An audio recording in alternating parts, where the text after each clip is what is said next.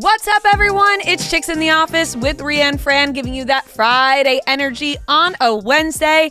Happy Wednesday, everybody. It's the middle of the week, so we are going to give you a dose of that middle of the week energy. How are we feeling today?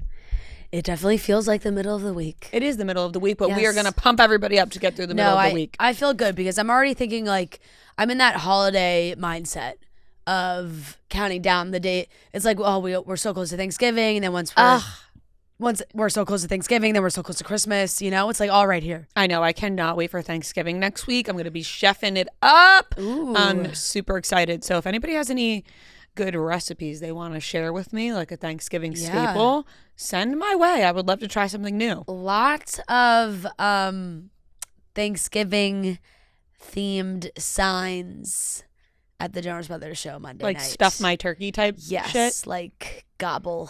Oh my God. Yeah. I want to gobble. I saw gobble on a lot of pieces of paper. You know what? That adds up. Things are sexual. For some reason, you can make Thanksgiving a little bit sexual. Yeah. Yep. For some reason, I mean, it's just stuffing. You got the stuffing. Yeah. You got the gobble. Uh-huh. You know, that shit's hanging from the turkey's neck. Yeah. You know what I mean? Yeah. Looks like a little something. A lot of Christmas, a lot of things, you know, Jingle My Bells. I saw that a lot one. of, ho, ho, ho, writes sure. itself. For sure. A lot of that. Which is why it's crazy because you get like people with very serious ones and sweet ones, and then like right next to them, then you see that, and it's just like, whoa. Mm-hmm. Even from them reading it, it must be. And they really are reading them. Like they. Oh, yeah. But it's funny because it's like they come out, and I'm just like watching Nick's face, and I'm like, he's thinking, like he's really reading everybody's signs. So I asked Hardy this, if he can see everybody in the crowd that's on the floor when he did Madison Square Garden. Yeah. And he was like, I could see everybody. Yeah. I could see what you're doing. I could see when you guys walked away to go backstage instead of listening to my songs. Like I can see everything. There was certainly a moment because in front of me was like 2 rows of shorter people. So I felt like there was a spotlight on me. You can be seen. And that there were some instances where like Claire and Gia were with me, and they both looked at me because there's times when it looked like Nick and Joe were looking in the crowd and like looking at signs and looking at everybody, and we were just joking that it'd be me being like, hey, me again, I'm here. Well, that's why it was funny because we were debating if we wanted to make signs or not, and then I was laughing because I was like, well, how funny would it be if I had a sign and then they like picked it out and then realized it was me? They'd be like, what the fuck? You again. You're back? I know. And I had a whole idea in my head, and at the end of the day, I'm glad I didn't have the energy to execute it because the little girl in my row had the same exact sign. What was it? Taylor ham or pork roll, because we were in Jersey. But I was gonna make it because people do like song requests under it, so it's like pick one, and then there's like a hidden song request under each thing. So like I would have done, pick one, and then it would have been the song request. And this very cute little girl had basically the same exact sign. I said, oh my God, how embarrassing would that have been if I came with the same sign as her? Which one are you? Taylor ham. I can't remember. It's a North Jersey thing. I picked one Taylor this ham. summer, and now I can't remember which one I picked. Well, here's the thing. My South Jersey family says pork roll because it is objectively pork roll. But the brand is Taylor ham. Okay. And so, and then like here, where I grew up in Chatham, like it was always like Taylor ham, egg, and cheese. I think I chose pork roll. Yeah, that's From okay. The place that I went to this summer in La Valette. They probably call it pork roll down there. Pork roll. Yeah. And then I was like, I'm going with pork roll. I need to make a decision. You got to just pick one. Yeah. Yeah. So it is a hot debate. It's kind of like if you were to call it Kleenex or tissue. It's like some people call them a Kleenex, but that's the brand. Oh, wait, what? Like a Kleenex is a tissue. Yes. There's people out there being like, pass me a Kleenex. Yeah, I think. Wow. Like tissue. Yeah, I think so. Okay, I get it now. It's the brand. Because like when you go and buy, if I were to go into the grocery store near me and pick up my own Taylor ham, like the label says Taylor ham. Right. But what it actually is pork roll. Yes. Makes a lot of sense. Yes. Well, but I that's a very refer to cute it sign. her. So shout out to that little girl. Shout out to that little girl. She was adorable. She had a very cute sign. And there's a lot of little kids with their parents with like very cute signs, you know, which is always so sweet. Was it a great show? Fantastic show. We got there early because we wanted to see Jason McCartney, and my God, he really does banger after banger. You forget. People forget about leaving, you know, because we're always openly. How do you sleep? Oh my Body God. language. Yep. How do you sleep? How do you sleep? That's a so great good. one. And he sings "Bleed in Love" because he did write that song. Really? Yeah, the Leona Lewis song. He wrote that song, and that's a classic. Yeah. So he gets on the piano, sings that himself too. Wow. I know, it was good for him. He really crushed it. He was great. Jesse McCartney though right now like looks like the wax figure version of Jesse McCartney, if that makes sense. Yeah. No, it does. You know? Yeah. I do get what you're saying. He looks like fake Jesse McCartney. Right, if you were to like walk into Madame Tussauds, like you'd be like, is that really him? Yeah. Which, you know, yeah. if he wants to, you know. But maybe he's doing all the dance moves, he's doing all the things.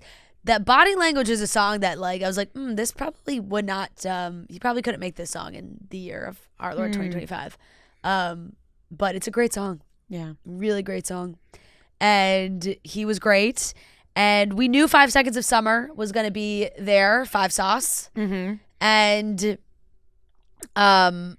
we're looking forward to seeing them. I know we named the one song, but I forgot about Youngblood, which is arguably their biggest, as I did billions of streams. They sang 3 songs. It was like they did She Looks So Pretty. Perfect. Yeah, She Looks So perfect. Yeah. Fuck. Perfect. Gia yelled at me again last time on the train. She was like, "Why'd you say pretty?" I was like, "I don't know. Now I'm confused. Now I confused myself. P words. Now I'm confused myself." And then a new song, and then Youngblood. Mm-hmm. And Nick played a new song from his new solo stuff that he has coming out next year. Okay. And he had a big choir come out. Ooh. And then they sang Jealous with the choir, which was gorgeous. Mm-hmm. And they brought out Red Jumpsuit Apparatus as their surprise, which was so fun because Kevin was like, who loved little emo music? Who went to Bamboozle? Who went to Warped Tour? They sing Red Jumpsuit Apparatus to sing really the one song that everybody knows from them is we're singing at the top of our lungs, face down in the dirt. She said, which, you know, let me tell you, the lyrics dark for that song. And I was like, man, I was bumping this song when I was in 8th grade and had no freaking clue what I was singing out loud. That's at the top a lot of lungs. songs that you realize you were listening to when you were like 11 and you're like, wait. And then you listen to it when you're older, you're like, oh. Yeah. But the guy, you know, he hit his scream note and everything. It was great. And Kevin sang his new song, so I got to see that in person. And they sang a cover of Still Haven't Found What I'm Looking For, You Too, which was gorgeous. Yeah, Joe, the pipes on Joe. I saw you put that on your story, Joe, with the so good, really rocking out. Man, he's got nice pipe, you know. Nice Joe's got nice pipes right now. He does. And they came out in like a new outfit after 5 Sauce, and me and Gia literally at the same time. It was maybe one of our more sisterly moments we've had recently, where we just, and Claire was in between us. They came out in new outfits and they all had blazers on, and we said, "Okay, shoulder pads." Like a wider jacket for sure, but no, it was so fun. It was so fun. Joe just cracks me up. You know, he shouted out this one little kid who was so cute. He was 5 years old. He was in the crowd with his mom, and they had a sign that was like it was his first concert, and they were celebrating his mom being cancer-free, which was amazing. And he had a bag of Sour Patch to give to him, which was a little nod to the movie.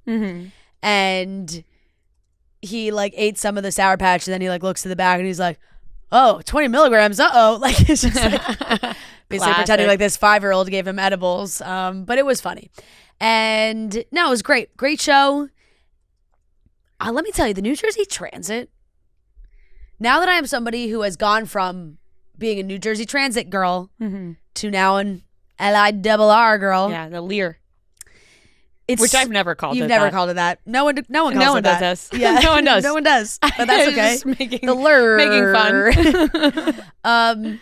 It is just like so much better. Let me tell you, we got on the train New Jersey Transit is so ass. We get on the train leaving Prudential Center, and we got 2 stops, Secaucus and Penn Station. And the train is packed because there's everybody from the show is going back into the city. I'm in a car and multiple cars. They just don't open the doors at Secaucus. All these poor girls are running because they're trying. You have to transfer there to get to Hoboken. So all these girls are like trying to run up the aisles. The train is packed. There's people in the aisle trying to run up to get to a door that's open because they didn't open all the doors. The train just starts moving. Sorry. Oh my God. To Penn Station you go. No.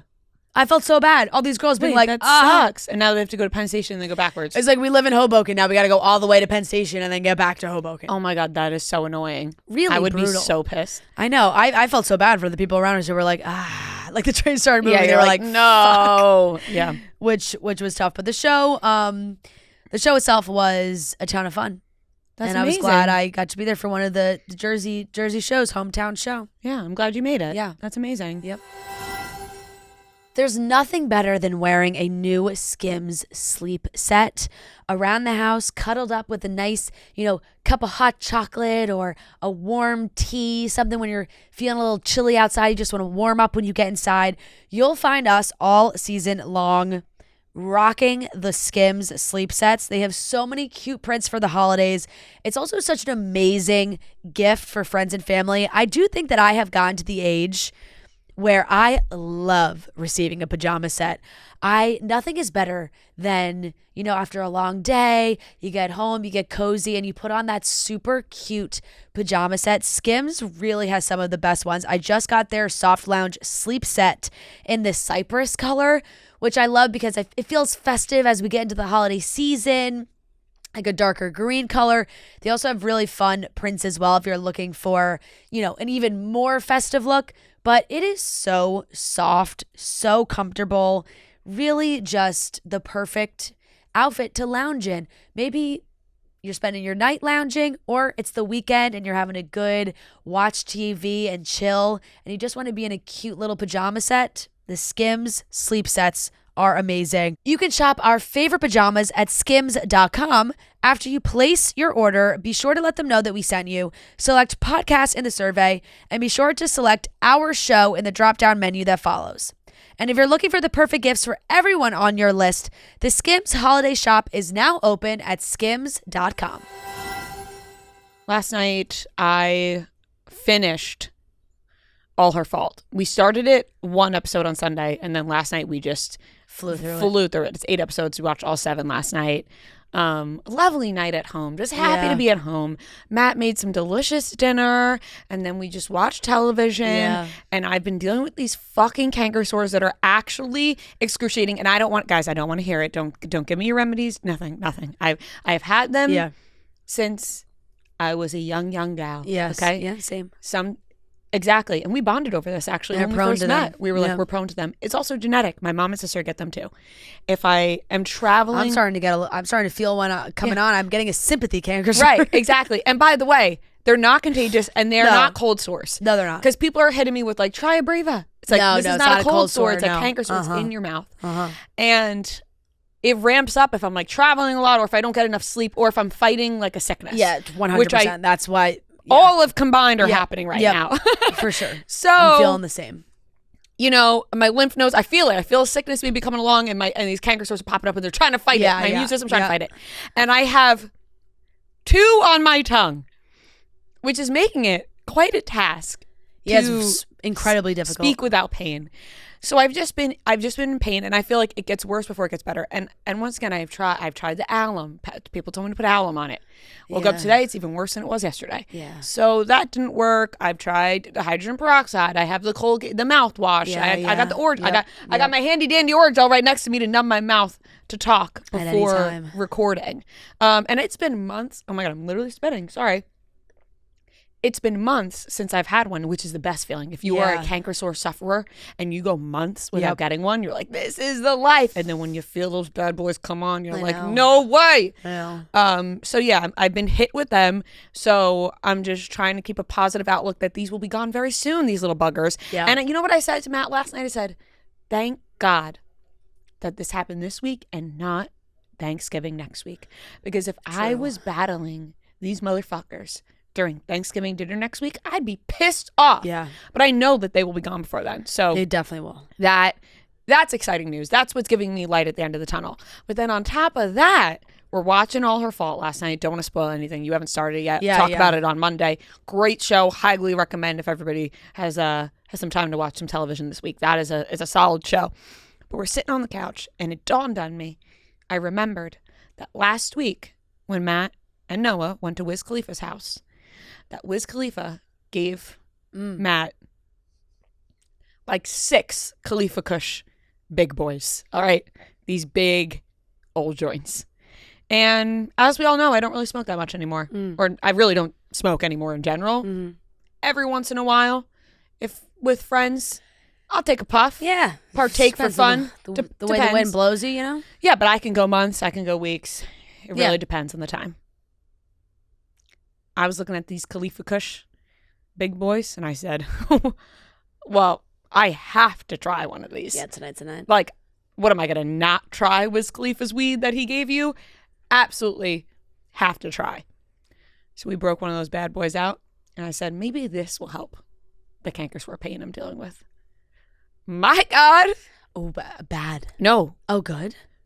Good. Oh, I actually would have guessed bad. Let me tell you, I was not focused on the canker-sore after that. Yeah, right. I was focused on staying alive. But I would think in that general. the smoke probably irritates. No, that didn't bother me. Yeah, but I'm saying it could. It Maybe. might not bother you, but it could Maybe be. That's why I woke up worse this morning. Yeah, like I'm saying, it could be prolonging the problem. It could be. And here's the thing, I had to try it. Like, it was just like Monday night, we're watching the show, and I'm like, oh my God, maybe this, maybe let's just try it tonight. Yeah. And that we did. And I was just, like I said, wasn't focused on the canker-sores, was focused on staying alive, because my God, is that shit potent. Yeah. That is no joke. Well, let me tell you, that's a good way to distract from a canker sore. You don't know what planet you're on. No, none. Let alone and where your canker sores are. And by the way, if I do partake these days, it's almost as if it's a placebo and it's not even happening. Like, I take like a baby hit and I'm like, ooh, yeah, I'm so relaxed. I'm so high. Like that type of thing. Yeah. I took one hit of this. I was air humping. I was like, ooh, ooh, ooh. Oh, like I was oh my God, that Khalifa Kush, it just hit me. Whatever is in Wiz's shit. Yeah. It's no joke. I do not want to alarm you, but the first answer you get when Googling it is yes, smoking weed can make canker sores worse due to dry mouth, irritation from smoke, and a potential for delayed healing. Wonderful. Well, don't worry, I won't be partaking the rest of the week. I will stay away from that. I don't plan on partaking on the Khalifa Kush often, but I am excited to bring some home for my sister and brother-in-law for Thanksgiving, because they are going to love it. And literally, like, my parents were like, does Matt have one to give your sister? And I was like, well, of course he does. So those will go to them. But let me tell you, I was just like, oh my God, this shit is no joke. And then Matt told me that because he didn't want to feel. That's why Noah took his shirt off in silence. I know, like I can see what happened there. And now it all makes sense. When we were at his house, I was like, like they pass it, and it just keeps getting passed, and I was like, I'm not gonna be the guy who it's like, I'm good, man. So I took way too many hits. Yeah. And I was doing the thing where like you're just way too aware of everything. So I was like leaning on the thing like this, but then like you're like, do I look cool, man? No, I was like just act normal, and I didn't speak for like Marty was talking to like his manager or whatever, and I was just at the counter like focused on my arm position. Oh, I get it. After last night, I get it. But it was funny because before Matt had went to Wiz's house, he was like, it's so funny. I'm like, Wiz's house, like as if it's like a good friend, right? Uncle Wiz. Yeah. He was like, I'm gonna pick up joints from the dispensary, so like I kind of like look cool in front of Wiz. Like I could just like take out my own joint, like if anything. So he did that, and he busted them out at Uncle Wiz's house, and he was like, let me ask you, what do you think about these? And Wiz smelled it and was like, smells like fish food, and just handed it back. The way that Marty said it too, though, was so funny. He was like, yeah, I stopped on the way here just in case I wanted to smoke, like as if he was like, it was as just if there wouldn't be anything in the house. It was like the most like non-smoker statement ever. He's like, I just thought I'd stop by the dispensary and get some pick up a little something. He's like, hello, fellow Yeah. kids. I picked this up at the dispensary. yeah. Is this what you guys are all smoking these days? No, it was so funny because he was like, I'll show you mine if you show me yours. hilarious. And was like, smells like fish food, which is so funny. So we were cracking up last night. We were both just on another planet, dying laughing. I was like, oh my god, like this is what Wiz is smoking 24/7. No, I think I'm gonna frame mine. Or like I was looking for like one of those clear boxes to display. Shadow box. We are gonna put one like just away forever. I have two, and I'm like, I'll probably smoke one, but the other one I just have to. You keep. have to save it. And it says it on the thing. It's Khalifa actually Kush. funny. Yeah, it Yeah, does. just imagine like 50 years from now, They're gonna be like, your Grandpa, that's grandkid- not actually. your No, it grandkids- is. No, it is. this was Wiz Khalifa. Well, when Matt went to go stay in the Airbnb that we had rented for the wedding, Kelly Keegs and Tommy Smokes were there, and Matt was like, "Should I give them one of Wiz's?" Yeah. I said, "Absolutely not." Oh. I said, "We gotta frame one. We gotta give. you We have got so How many many? does he have? we have have people so to many share. of We had, them. I think there was like He had like 5 or 6. yeah, because he But was we probably have- giving more than 10, and he gave like Yeah. We have a couple to give out. Like there's a couple of different people that want one. We want to Stocking save stuffer. one, and then we saved one for us to smoke, which was last night, which we didn't smoke the entire Yeah. thing. By the way, there's a large portion of it Mom, left. Santa brought me Khalifa Kush. Literally. But Kelly, when I texted our group chat last night, I was like, "Yo, this shit is no joke." Kelly was like, "Oh my god, if that's what I smoked in California, I couldn't even speak after one hit." And Marty was like, "Nah, that was the fish food." I thought he was joking to us that he gave us when you said that, Mm-hmm. like the bad ones, and then I literally was like, no, it says his name on the. Yeah, it Thank does. God. It says another thing, which is pretty cool. But we'll probably have that one for a while because, like I said, I'm not like, Yeah. yeah. Well, now that I know, it will irritate these bad boys in my mouth. Yeah. No more the rest of the week because holy hell, I am in hell with these things. I am in hell. Last night, I don't know if you saw my story. I posted a story. Yeah. I Talking saw. about Dakota Fanning and Yeah. the way that I said Kristen Stewart, which I'm saying it normally now, but on my Instagram story, it just came out. I'm like the T's and the S's. S's and T's. And we have an interview with Bronwyn Newport on today's episode, which was so fantastic. But before the interview, I turned to Fran and I said, "Fran, I am struggling to speak as a whole today. So if I just go mute at one point during this interview, just know it's because I am dying on the inside." Yeah. But we're getting there, and I got my nifty Orajel to numb The the face of Orajel. And you may not think I'm struggling because I won't shut the fuck up right now, Yeah. but it's because my mouth is It's numb numb. as shit. It's fucking I can't feel my numb. tongue. The worst is, and I know people can relate to this because I had a ton of our listeners DM me saying they deal with the same shit. When you put the Orajel on your canker sores yeah, it makes and then you swallow, yeah. and then your throat's numb. Yeah.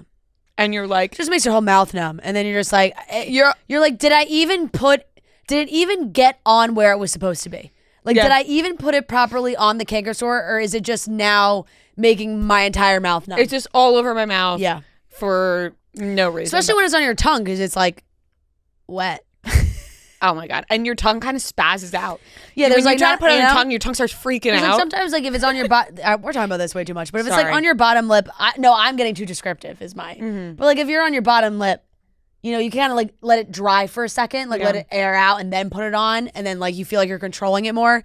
Your tongue, you can't do that. You should have seen me, you devious people out there that told me to put that alum on it. Yeah. Because I have tried that before, but I think you have to get it right at the start for it to really work. Right. When they're fully there, Yeah. the tears streaming down my face as I'm. It was like a what's the word? Masochist. Yeah. Like yeah. I'm looking at myself in the mirror, tears streaming from my eyes because of the pain Yeah. from the alum, and you just holding it on there for a minute long, and you got no choice, and everything's happening. Right. So you're branding yourself. Yeah, literally, you're just like ah. So yeah, but we'll move it along, and No more smoke for you. That's I know. definitely Well, not no more helping. Khalifa Kush. I'm off that Khalifa. No, I have a dinner with my friends Thursday night, which I'm really excited for. And I need this shit to go away before then. So I'm trying to eat some Italian food and drink some wine. Yeah. And I don't want the acidity to fuck it up. No. Anyways, enough about that. I'm done. And rant for this week. On Canker Sore. On Canker Sores. Well, we'll see how you because feel. And by the way, like, don't diagnose me with other diseases. Like, people are in my DMs. So, well, have you? I have gotten checked for everything in my life because I'm a hypochondriac. So don't worry about it. Yeah. I mean, we know exactly what it's coming from, you know? Yeah. I was on 6 different planes in 10 days, honey. I know exactly what it's coming from. You'd think I caught something. Yeah, for sure. Sorry. I like adopting a new persona in here sometimes. You know what I mean? Yeah. It's Canker Sore lady. Yeah. Annoying canker sore lady. Gross. Absolutely disgusting. All right. Moving on, let's get into the rest of the episode for today. Like I mentioned, we have a great interview with Bronwyn talking about Real Housewives of Salt Lake City. I am aware that I need to catch up. That's what I'm dedicating my Friday afternoon to. Yes. Is catching up on all that. We also have the Pop Corner. Got some voicemails to answer. Stassi Schroeder will be hosting the Mormon Wives reunion. De Silva and Madison LeCroy. It was some BravoCon continuations. Post BravoCon drama. Including a fucking gross video of Shep. Oh, tough for Shep. Tough shitting look for on Shep. Paige. Yep. Which we will not stand for. Yeah. So let's get into it. Right now, I am in full Abercrombie. I got my Abercrombie denim on, an Abercrombie shirt. I love it. So head home for the holidays with Abercrombie. Their latest winter collection has all the pieces to keep you put together through your busiest season. I just put in a new order, and I'm excited for my new winter gear to get here. You got the denim. I got a new long trench coat I'm so excited about. And YPB, your personal best Abercrombie's brand of activewear, is my favorite. And I just ordered a new dark blue set that I am pumped about. It has that Sculpt Luxe fabric, which makes it so comfortable to work out in and also looking cute. From family dinners to festive night outs, keep the chaos cute this season in Abercrombie. Shop in the app, online, and in stores. Abercrombie drops new arrivals every week. Shop the latest in their app, online, and in stores. This is big news. Stassi Schroeder will be hosting the Mormon Wives reunion, which we are so excited about. Yeah, this is a great move. And if you think about it, makes a lot of sense.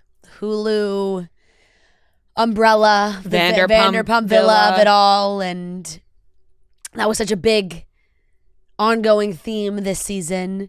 So having Stassi on is great. And I think that she's going to handle this very well. She's obviously been in the reunion setting before on the other side, and now she's hosting. So I think she will like ask the right questions and ask what we're all thinking, but do it from coming from a good place. You know, I think she's gonna crush it.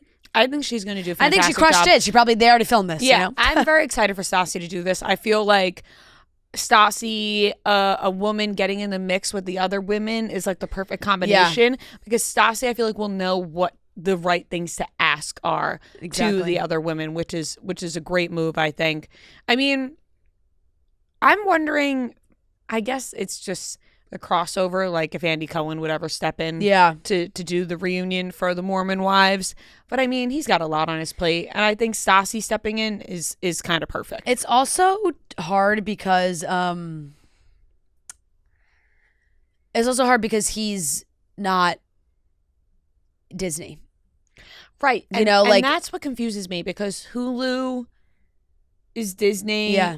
And then Bravo is NBC. Universal. But then with a lot of stuff being on Hulu, like Vanderpump Villa being on Hulu. but being Bravo adjacent. But being Vanderpump adjacent for sure. It gets a little bit confusing in my head. Yeah. So that's why I would think Andy Cohen, but because he stepped in for Love Island, but that is also NBC. Yeah. So it would make sense, you know, because then it's Disney is ABC. And there's that whole umbrella. But the Vanderpump Villa of it all, and then Stassi being from Bravo, that's where that whole thing confuses me. Yeah, and I'm really interested to see what Jessie has to say about all this stuff. And I'm sure maybe she'll address it on the reunion because it's like from social, and there's been so many tabloid articles. I just pulled up one too that there's been like some sort of like paternity situation as well, maybe with one of her kids. I don't know. I saw like a video came up on my Instagram. Granted, it was from the Sun, so I was like, I don't really know what is all going on there. But there was like from her ex-husband, there's the paternity of her kid, the ex-husband, or was it Jordan's, or was it? And then there was like maybe saying that she legally changed his name at some point. I don't know. It was all very, very confusing. It is. That was the first time I had seen something like that too. Yeah. Was people talking about Jessie, and this is all like alleged. I'm not all exactly alleged, sure that she cheated on her ex-husband with Jordan. Yeah. And that's where that crossover is. Yeah. And yeah. that whole situation. Yeah. So I feel like she'll have a lot to answer and talk about on the reunion. And then as a whole, I mean, we want to know it all. We do. It's also just hard because now they already filmed season 4. Right. So they're going to be wanting to talk about season 4 stuff. Yeah. Because a lot of it, I think, having to do with Dancing with the Stars. Right. Whitney and Jen. Right. And then I'm sure behind the scenes. But then we're going to be watching a reunion for season 3. It must be confusing even for them. We need season 4 to come out as soon as possible. Yeah. Like, we need season 4 in the new year pretty ASAP. Right. Because it really must be even like confusing for them to keep to remember, oh, was I friends with this person at this time or not? Or like the friendships always are changing. Right. And going back in time and putting yourself back in that place of like, maybe you're not, because they are always changing who they are mad at and who they're friends with. Yeah. Like even Michaela popping out wearing a Mark and Whitney shirt to support during Dancing with the Stars. And then you're like, wait, you guys fucking I see them like commenting other. on each other's Instagrams and stuff. So it's like, oh, if they're cordial now, but when they're filming the reunion, they have to go back to the place where they didn't fuck with each other. So it's very confusing. It is. And I mean, shout out to them for filming so much and producing so much in a short amount of time. But at the same time, I think we need these things out as soon as possible because then we're left behind. Right. It does feel that way. It's like the seasons almost have to be turned around like Love Island style. Not that. I mean, that would be wrapped way too quick, but at least only a couple months. It's just so crazy. It is really crazy. I mean, this really, I guess it was filmed in April. Yeah. Because Stagecoach, so I guess it wasn't that long ago. Like, you know, when you think about the filming of Summer House, it's like, well, I guess maybe the same kind of time period. I don't know with all these shows. Yeah, but they were, I guess they had less of a jump. They went from season 2 to season 3 really quick. Really quickly. Like season 1 to 2 was a little bit longer because I think you have to like test to see, obviously, how the show's going to do, how people respond to it. And then it feels like season 2 to 3, and now they're moving.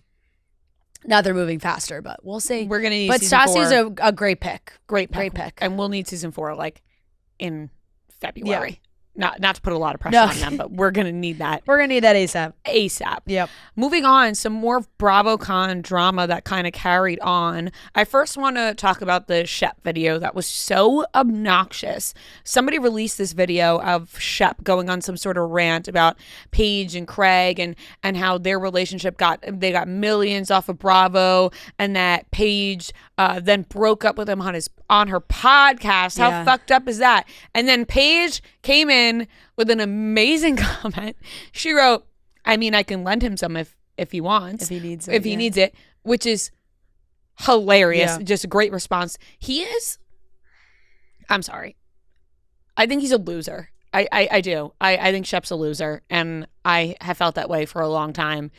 And that's it. Like, that's the way I feel about him. I think he is always jealous of somebody and has a lot to say about Paige and Craig and the whole thing. And it's like, what are you piping up about behind the scenes so much about this? Like, first of all, she didn't break up with him on her podcast. Like, that didn't happen. So it's bizarre to me.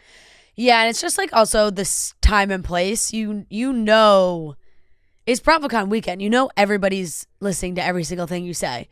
And you're going to rave about this, saying she and Craig, this is what he said, she and Craig made millions on reality TV's back, and then she broke up with him on her podcast. Do you understand how fucked up that is? Talk about biting the hand that feeds you or ignoring the hand that feeds you, basically. It's like, I don't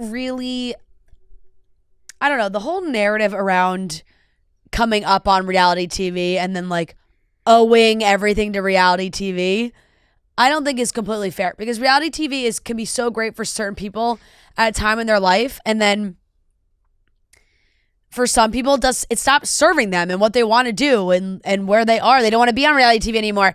Just because they met on reality TV doesn't mean they have to stay on reality TV forever. And also stay together. Like, what a bizarre way to word that. Like, talk about the hand, but no one's right. sorry I that think it's like shading Paige leaving reality TV, and it's like, let her be. She's allowed to do. You could stay on reality TV as long as you want, and you can also leave reality TV. And her leaving reality TV because she didn't want to do it anymore and has a lot of great opportunities in her life is not a problem. Like, it should be honestly like they should feel honored. Right. Like, oh, wow, look at the stepping stone that Summer House was or Bravo can be for other people to grow their brands and great opportunities. Like, that is not an insult to reality TV. Like, sorry, she doesn't want to stay on there the rest of her life. I know. And if you do, fine. Good for you. That's your jam. You want to stay on reality TV, then that's your prerogative as well. But you're not owed anything. And by the way, you're all getting paid for the job that you're doing. Right. So it's not like her you're doing him a favor. About biting the... So do you just want her to stay miserable in a relationship because at that time the relationship like got popular on TV? Like, give me a break. I think they're all pretty pathetic for still talking about it, if I'm not gonna lie. And I also feel like it's not like Paige has publicly been shitting on Craig or the show or anything. Like, it's one thing if it's like you're on Bravo, you find you're on your show, you grow from that show, and then you leave and then you absolutely shit on it. Yeah. But like that, she's not doing that. Hasn't done that at all. I don't think she's done that at all. I feel like she stays close with her friends from Summer House. And here's the thing. Weird. I bet Craig is embarrassed that Shep did that. Yeah, I don't think Craig would imagine that Craig is none too pleased with this happening. No, especially with the way I feel like Craig really went about his BravoCon of really trying to be like, I have moved on and on to new things, like that's in the past, like, and also being I'm like watching rom-coms again. Like all the quotes, like I don't think he wants his friends to be bringing all this shit up in this way that we're still talking about them breaking up a full year later. It's almost been a year, and even Andy made a very funny joke during the Bravos, like Craig, he's single, he's a jet setter, he's hot, he's a popular podcast, and then he was like, those are the things that describe Paige. Craig laughed, the whole Summer House cast laughed. I feel like, and then Craig did an interview where he said Andy asked him how hard he can go, and he was like 9 out of 10. Like, at this point it's funny and whatever. And it's been a year. So for Shep to be going on this rant is like so pathetic. Weird, like, why do you care? Sure. It's strange. So like, who's he talking to? No, and I honestly, I feel like everybody in that room was probably like, "Oh my god!" From Southern Hospitality, which is also like, what? Yeah, I feel like if I was seated in that room, I'd be like, "Get me out of this room and get me out of the vicinity of this conversation as soon as possible," because I been doing exactly what the person who was secretly filming him. Yeah, they were like, got him. Oh, they're like, "Ooh, we got this."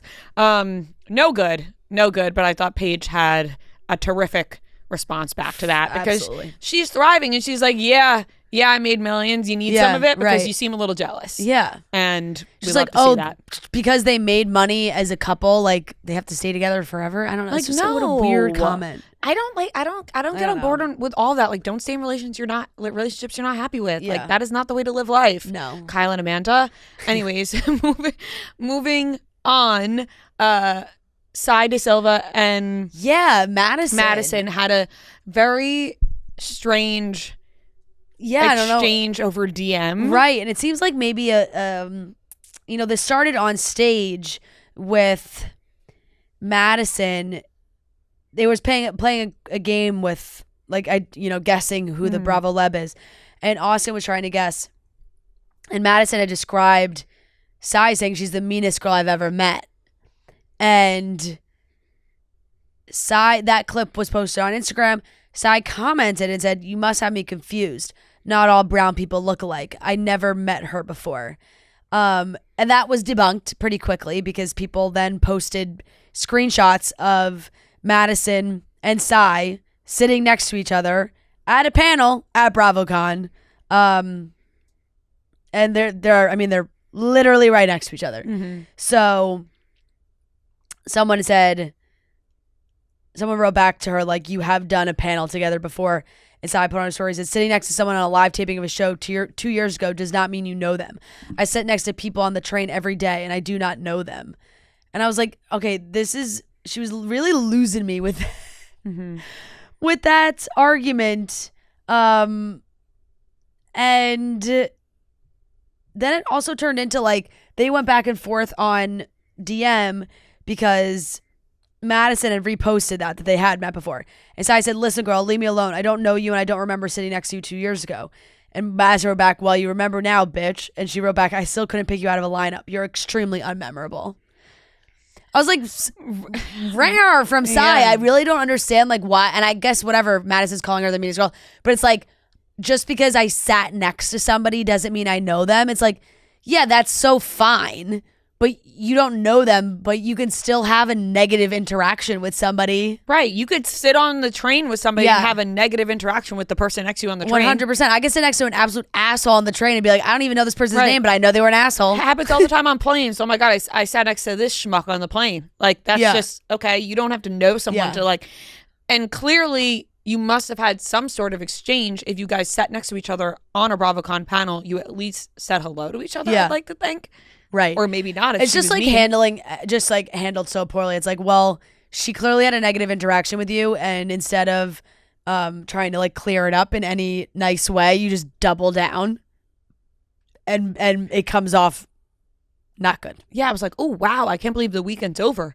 If only these two saw each other in person after this. Yeah. Yeah. That was it. That was a tough back and forth between the two of them. Extremely unmemorable. And she was like, you'll remember me now, bitch. And she was like, nope. Wild. Very wild. Yeah, I know. Not beating the mean allegations. No. No, definitely not. Definitely not. I also was like, yeah, seriously.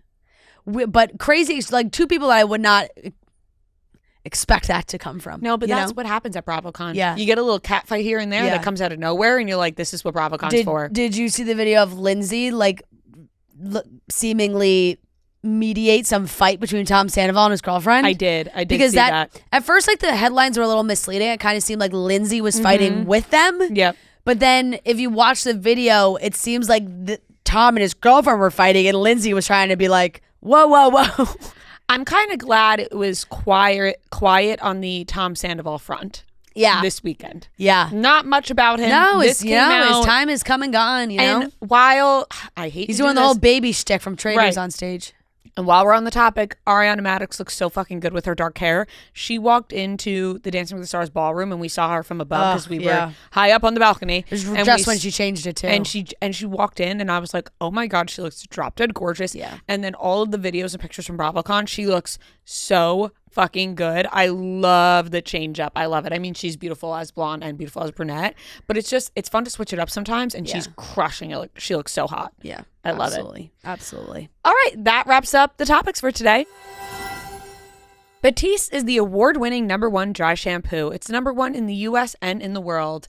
I blew out my hair, and I'm going to keep it fresh for the week, and the way I'm going to do that is with Batiste. It instantly refreshes my hair. It absorbs oil and grease for a cleaner looking and feeling hair with added volume and texture.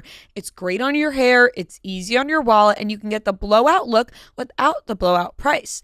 Batiste works better than the next leading competitor and brands that cost up to 2 times more. It's a cult classic for a reason. You walk into your friend's house, you say you need some dry shampoo, and there they have it, Batiste, waiting for you. Buy Batiste Dry Shampoo online or in-store at your nearest retailer. All right, let's get into the pop corner where we're taking your voicemails, your hot takes, your opinions. So let's get into it. Noah, play that first voicemail. Hi, Rhea and Fran. So my pop culture hot take is that I don't like Kris Jenner's facelift. I think that, I mean, obviously the surgeon did a wonderful job. He got the job done. She's 70, looks 40, but is there just no beauty in, like, being an aging matriarch anymore? Like, the obsession with being youthful, I don't know. I think I kind of have a problem with it. That's my hot take. You know, I don't blame you, and I don't even think that's that much of a hot take. I think that's very fair. I think there's such a obvious push on women, especially as we get older, to continue to look like we're 25, even though, you know, men get older and they're told that they're aging like a fine wine and they just get better looking as they get older. And when women age, are like, ooh, they better friggin' pull their entire face back off their head if they want it. And, you know, I 100%, and I think a lot of people look to certain voices and faces to be like, spokesperson is the wrong word, but to lead by example. And I don't find, like, as far as Kris Jenner goes, I don't think anyone would ever think we're going to look at the Kardashians as the ones that are going to age gracefully. Never. You know, like, never. They were never going to be the ones to, like, show a wrinkle on their face. None of them will ever do that. No, and that's just who they are. Yeah. And if you want to be that, fine. But I'm with you in the fact that, like, it gets confusing as we get older. And as a woman, you're like, well, do I need Botox? Yeah. Do I need this? Do I need that? What do I need? When realistically, you don't need any of it if that's your choice. And if you do want it, that's also your choice. I think there are amazing women out there who have great, like, aged gracefully. I mean, Pamela Anderson has made it a point to just, like, get out there bare face. And you know people have shit to say because she was the sex pot of multiple generations. And people are like, oh my God, the sexiest woman. Oh, she's getting older. Well, she looks fucking beautiful, and she's aging gracefully, and she's getting on carpets with no makeup, and I love that because it gives people the confidence to do that. And you also have, I mean, I feel like I saw Julia Roberts talking about this recently, maybe Brooke Shields. Like, there's been a couple of iconically beautiful women who we've all looked up to who have aged gracefully and really own that. Right. So I think that those are great role models. And then on the other side of that, you do have the people that are going to snatch their face up with a facelift and the Botox and all that shit. And if that's what you want to do, go for it. And I think we can all decide that when we get to that point and what we want to do and how we want to go about it. Yeah, you just have to truly also really think about who you're doing it for. You know, are you doing it because you really want to do it? It's going to make you feel better, or are you doing it because you think you have to? Because you think people are going to judge you if you don't, and you're being pressured into doing something like this. The Kardashian Jenners are truly, like, the spokespeople for, you know, doing all this shit to look like they're still in their 20s. Right. And they'll say it. They're like, oh, all the millions of different, I'm sure, like, facials and treatments and lasers, and they'll fucking try anything to look youthful in their minds. And that's just, like, what they're obsessed with. And that's should not be the standard for everybody, no, you know? And like you said, like, it's what you want, what you're comfortable with. Are you happy when you look in the mirror? Then that's all that matters. Exactly. And it's like Kris Jenner got her whole face poked back. She looks great. Whatever. That's what she wanted to do. She wanted to do it. Right. It would have been great if she didn't do that too. It would have been great because now I get her and Kim Kardashian confused. So, but like I said, it's everybody's prerogative to do what they want. So, hey, Rhea, Fran, and Noah. My hot take has to do with Dancing with the Stars. I do want to preface that I have only watched for a few seasons, so I am a fairly new watcher. But all this, like, back and forth about Andy being on Dancing with the Stars or not kind of had me thinking, like, I don't know if this is, like, a stretch, but what if, like, Dancing with the Stars did something like The Bachelor did, where they split it up of, like, the Golden Bachelor and then, like, the regular Bachelor, but maybe instead of, like, age, which I guess you could do, but I was thinking more along the lines of, like, if you've had some sort of dance experience, you are on one type of Dancing with the Stars, and then if you've had, like, no dance experience, you know, you're an athlete, or, I don't know, somebody that hasn't necessarily been trained in dance in their life is on a different Dancing with the Stars show, if that makes sense. Because I think it's, like, honestly a little unfair to judge people like Andy, kind of like Noah said, of, like, it's part of the game, it's part of the voting. If they didn't want people like that on the show, they shouldn't be on it in the first place. But that way they could, like, fairly judge dancers and then maybe people who aren't as good at dancing but giving their best effort. Okay, that's my hot take. Please come back to Austin. I would love to see you guys. Bye. Thank you.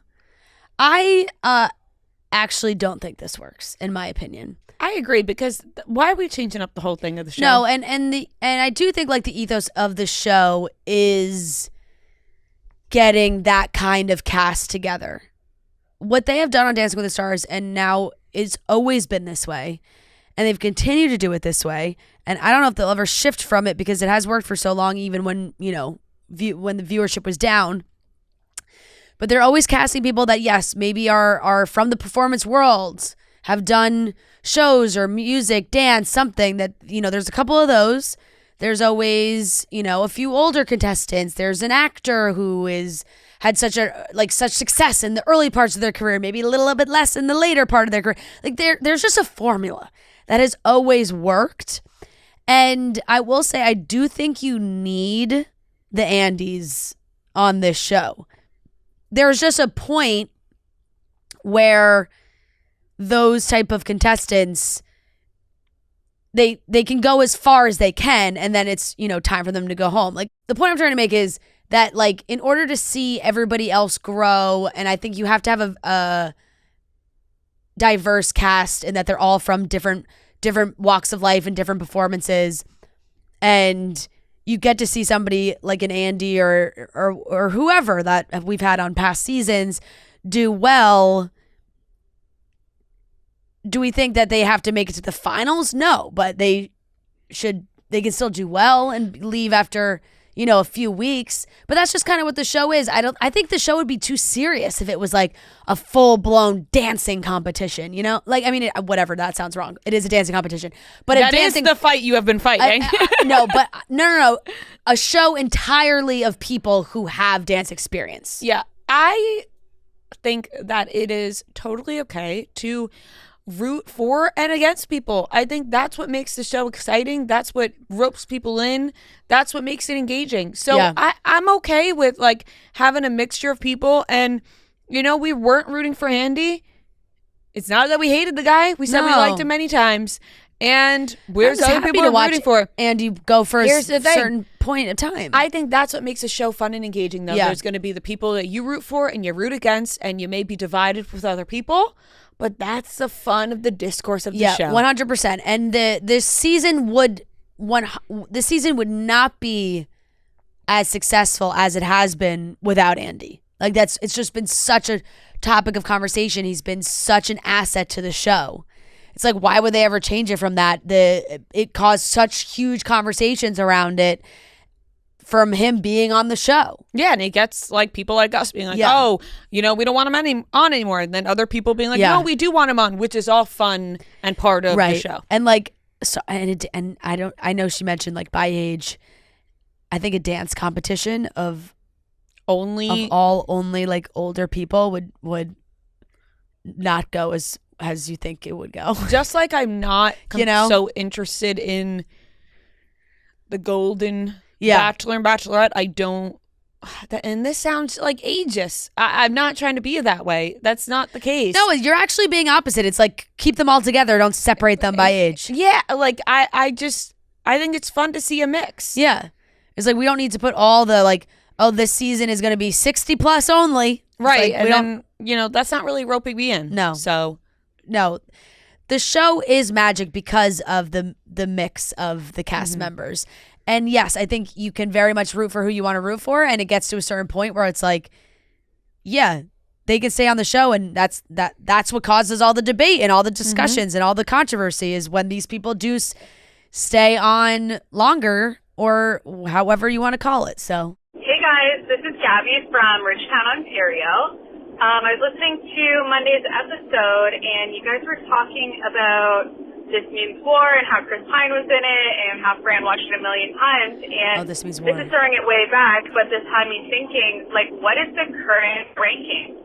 And are there any new Chris's that need to be added to that list? Because dare I say, Chris Briney, he's kind of like the top Chris right now, if I do say so myself. So just curious on what your thoughts on the Chris's are these days. Thank you. Wow.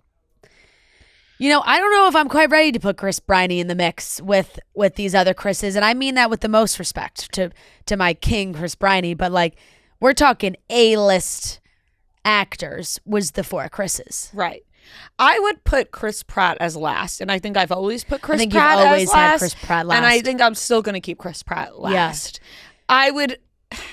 I don't know. To be honest, the Krises aren't really thriving right now. No, exactly. So it's like kind of hard to rank the other Krises. I just know that I have Chris Pratt. Like, last. I think I would still put I forget what my last one was, but I think current day I'd put Hemsworth as one. Mm-hmm. I just feel like I just like everything about Chris Hemsworth and his vibes and his family and like his life, everything he's got going on.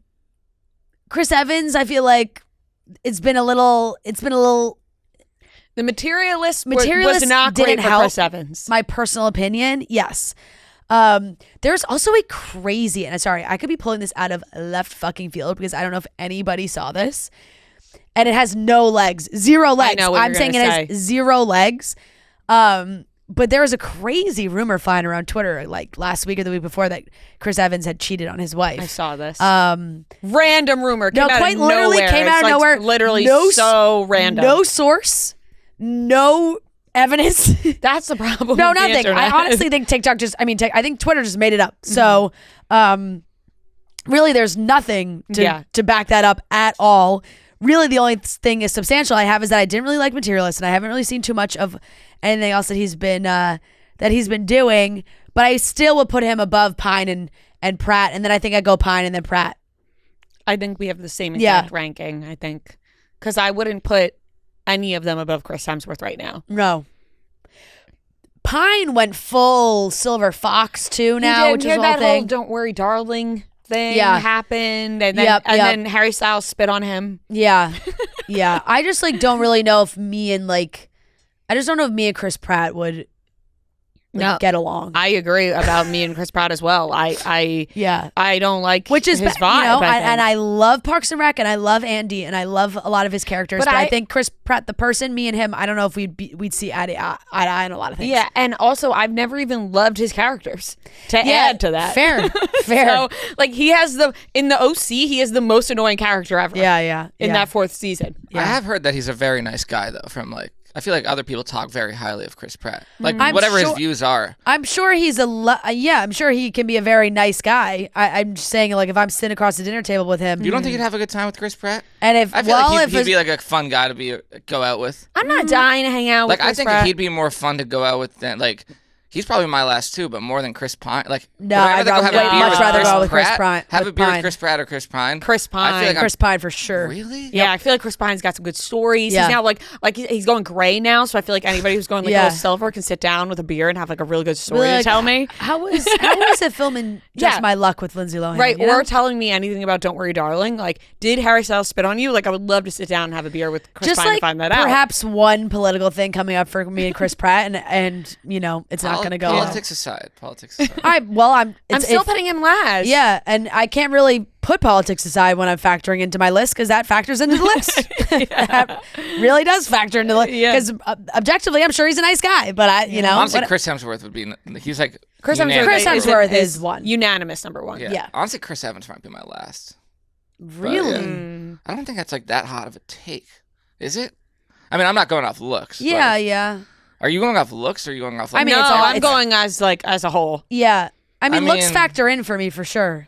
Slightly. I'm factoring in his personality and then the movies he's been in Chris recently. Pratt would also be last for me for looks. So just everything as a whole, he comes in last. Yeah. Chris Evans would be my last choice to go have a beer with though. Wow, really? Yeah.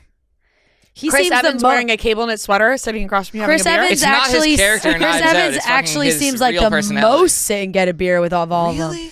No, Chris Hemsworth is number one beer guy. I don't know about Australian guy. I don't know about that. You do? Oh, why you just trying? I'm just thinking who doesn't drink a lot of beer. I don't know. Chris Evans loves you. You go to a Sox game with Chris Evans. He's a big Boston guy. Have There's a beer lot with of Boston him. fans out there. I'd rather have a beer. I know. I'm just saying I feel like that's a factor. But regardless, I don't know if Chris Briney cracks that list yet. I mean, it would be kind of nuts to put Chris Briney in that list. It would be, and I mean, maybe put all those other Chris's aside and just put Chris Briney as the list. He's just Chris. He's just Chris. Yeah, I'm just Ken, and he's just Chris. Yeah, we can leave it at that. Then. I know, and I also feel like he sneaky does really kind of go by Christopher still. Officially. Is that disqualify him? So he's in his own league. No, he's just in his own league. It's just like all those other Chris's are so like none of them are Christophers to me. Are they all legal Chris's? Chris Hemsworth isn't Christopher Hemsworth. I'm sure they're not, but I also am thinking sure they that just go by Chris. Yeah, Chris Hemsworth is a guy who I feel like his full Chris- name should be Christopher. Yeah, it is Christopher Hemsworth. yeah. But you know what I'm saying? Like Chris Bryany is still got like his. I think your his problem is that handle he's more, is Chris Bryany, but his name says Christopher Bryany. I feel like your guy's problem with that is he's more Conrad than he is Chris. Like in everyone's eyes. Like I don't know anything about that guy other than Conrad. Yeah, I kind of get what you're saying. He's like identified by his one role right now. He doesn't really have the resume. Like when you see his face, do you think Conrad or Chris? Like that? No, I mean probably Conrad right away. I think but Conrad. Yeah. Not Christopher. no, like He I hasn't earned the see Chris. Gavin. I'm not like Gavin. Like, Right. you know. Jeremiah.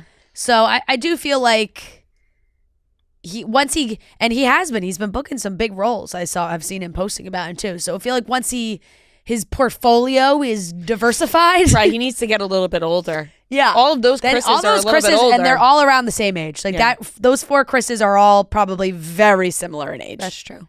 All right. Let's do one more. Hi. Okay. Hi. Love you guys. Big fan. My thing is, obviously Hilary Duff is making a comeback. Her new song Mature is so freaking good. I'm, ride or die Hilary Duff fan since I was like 5. Anyways, I got tickets to her concert. It was so did I. freaking hard. So I feel like we need to talk about that and how, I feel like Ticketmaster was actually really good about it. Because there were so many people and she's only doing 5 exclusive shows. So anyways, that's not what I'm calling for, but so anyways, I got tickets, and what do you think the vibe would be? Me and my friend are thinking should we dress Y2K, Ooh.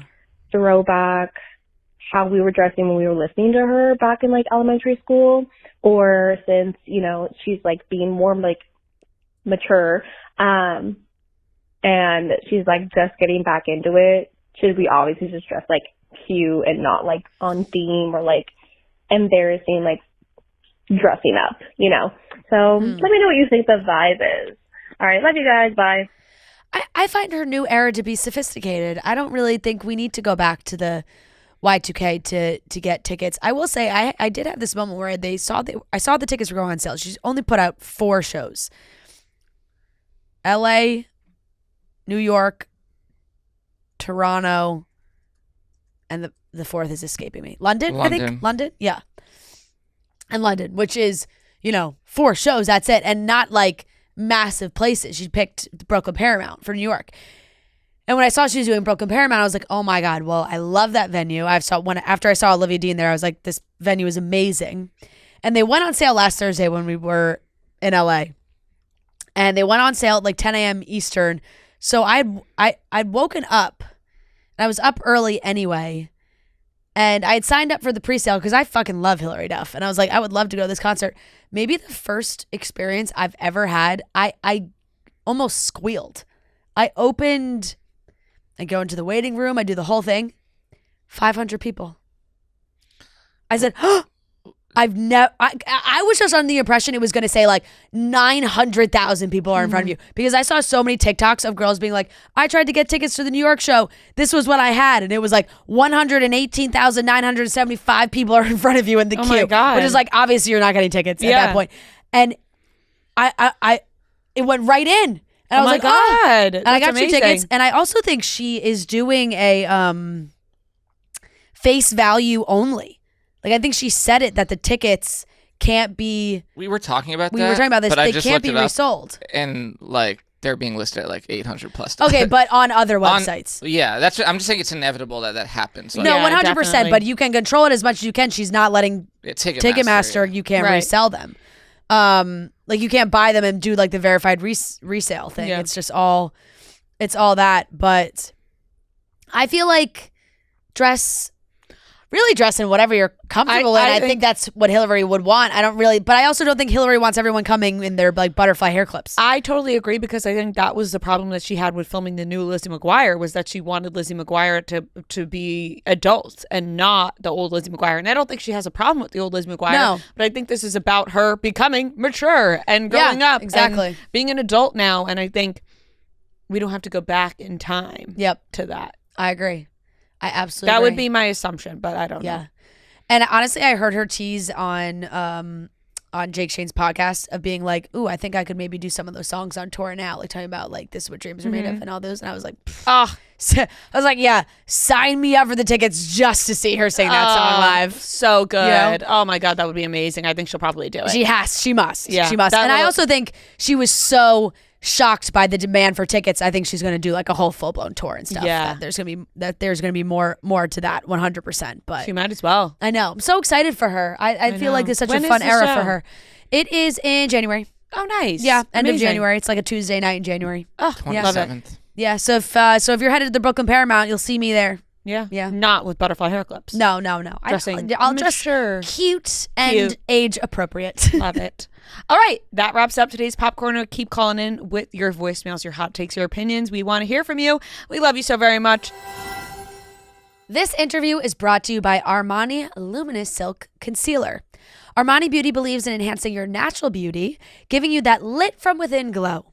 The Luminous Silk Concealer is a multi-purpose, lightweight, hydrating, and blurring all-day wear concealer that conceals, smooths, and brightens skin. It provides weightless, medium buildable coverage, delivering a flawless, luminous finish that feels like your skin. With 21 shades, Luminous Silk Concealer's diverse range ensures you'll find the perfect match for your complexion, whether you're looking to conceal, highlight, or contour. We absolutely love the Luminous Silk Concealer. It is our go-to everyday concealer. It's amazing. So you can shop your perfect shade now at Sephora.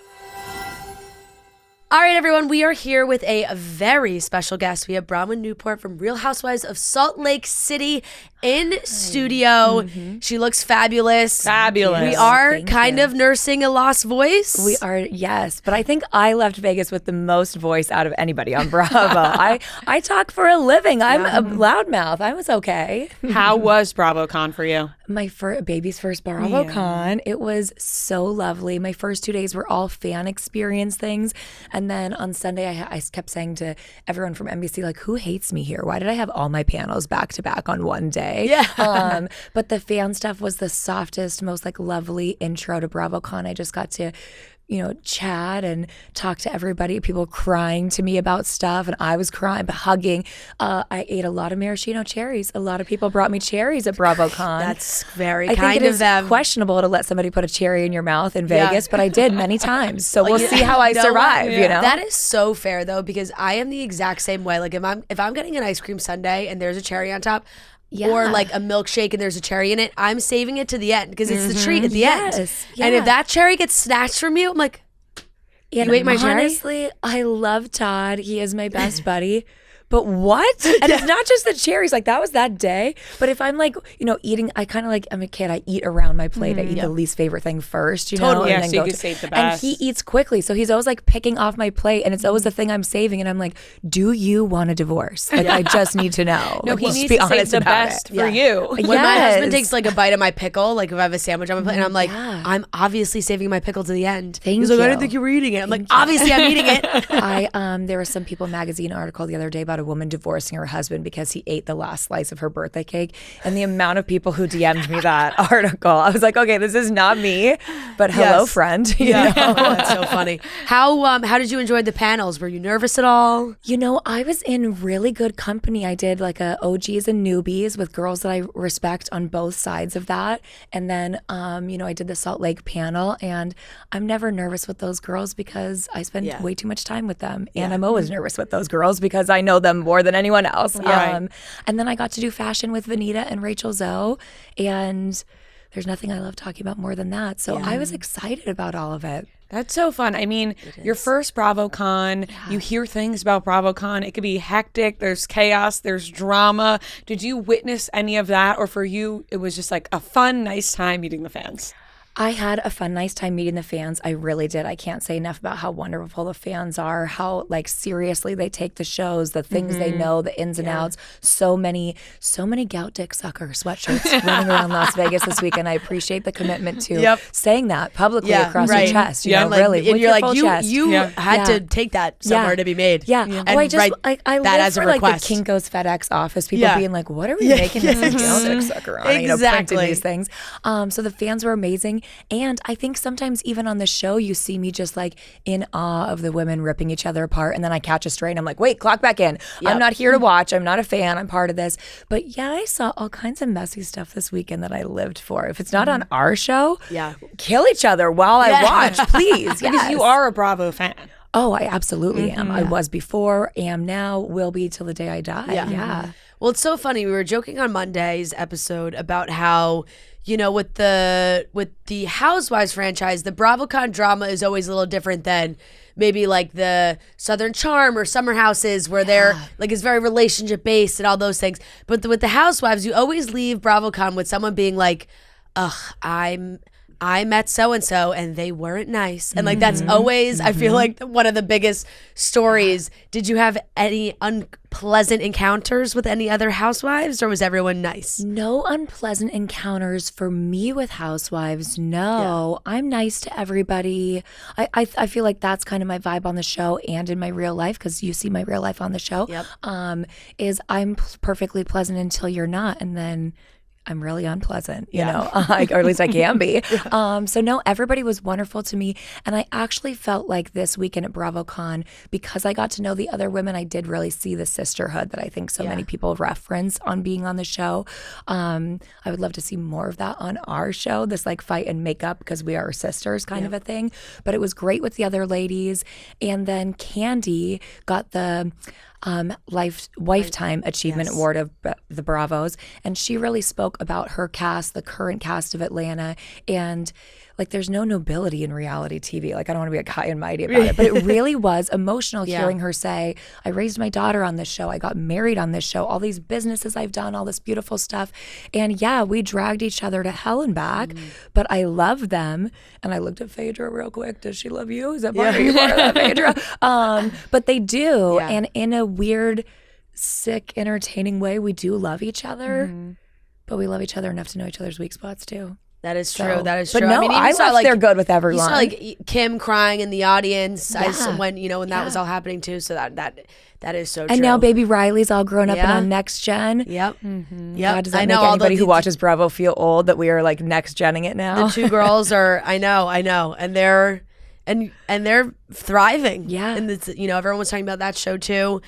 Andy and a lot of people, I think now their answer, and a lot of celebrities especially, have been saying, like, when they're asked, what's your favorite Bravo show right now? Everyone says Salt Lake City. How does that feel? It's unbelievable. It's my best defense with Todd. When he's like, this show sucks, I'm like, well, John Oliver doesn't think so, Todd. So, he's pretty intellectual, Todd. Some of the smartest people in the world love Salt Lake City, okay? Yes. And I live for it. I know that Portia was saying, like, our show could stand to be a little bit more like Salt Lake, or we're coming for those girls. And I was like, okay, well, I don't want the Atlanta girls coming for me. To be fair, I could never keep up. But I kind of live for the fact that I don't know in the moment. I have a manager and I text her a lot while we're filming, and I'm like, I don't know if we have anything good. It was kind of boring. And she was like, can you please read what you told me happened today? And I'm like, okay, never mind. It's everything. And like, we're feral. Even when it's like not scandal level drama, because people are kind of, we've had certainly had some scandals on Salt Lake City. Salt Lake is scandalous. Yes. Yeah. But even like now, even now, I wouldn't say there's necessarily massive scandals, but the conversations that you guys all have are so, I think, unintentionally so funny. I was going to say, I think it's even better when we don't have the scandal, because we're just wilding out. Exactly. Like, it's just the craziest things come out of our mouths. And, the way I am on the show is that you see what's happening as we film. So sometimes when we watch back, do I wish I hadn't said that? Have I learned new things since then? Has my feelings changed? But yes, in the moment, that's how I felt.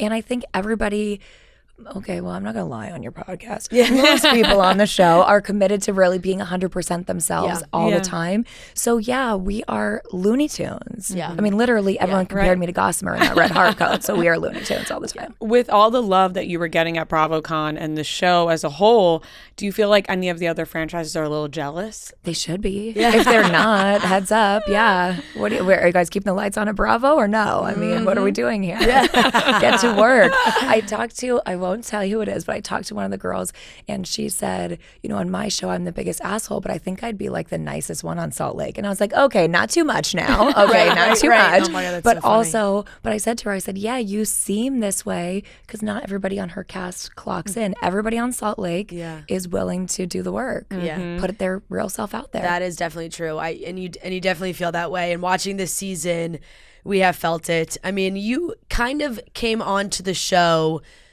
through Lisa Barlow. Yeah. And that has certainly taken a turn as 1.5 seasons now that we've seen.